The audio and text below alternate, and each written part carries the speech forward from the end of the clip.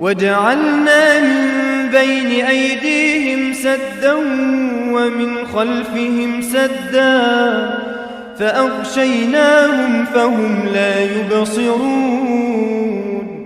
وسواء عليهم أأنذرتهم أم لم تنذرهم لا يؤمنون إنما تنذر من اتبع الذكر وخشي الرحمن بالغيب فبشره بمغفرة وأجر كريم إنا نحن نحيي الموتى ونكتب ما قدموا وآثارهم وكل شيء أحصيناه في إمام مبين واضرب لهم مثلا أصحاب القرية إذ جاءها المرسلون إذ أرسلنا إليهم 2 فكذبوهما فعززنا بثالث فقالوا إنا إليكم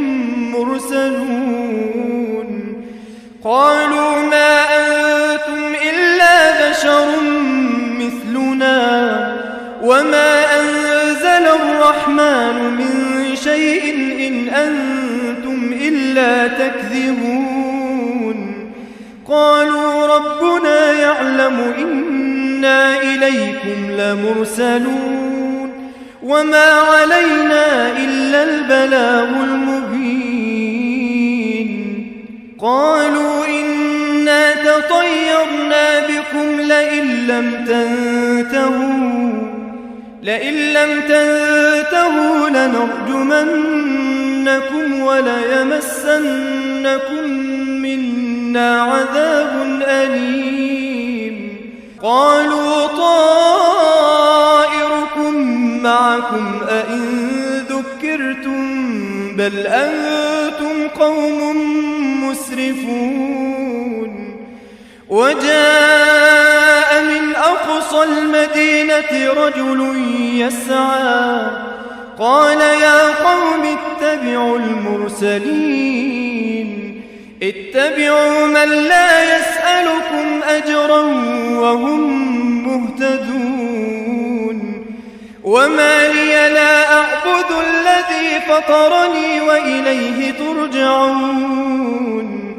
أأتخذ من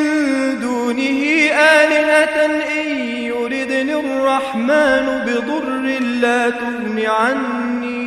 لا تغن عني شفاعتهم شيئا ولا ينقذون إني إذا لفي ضلال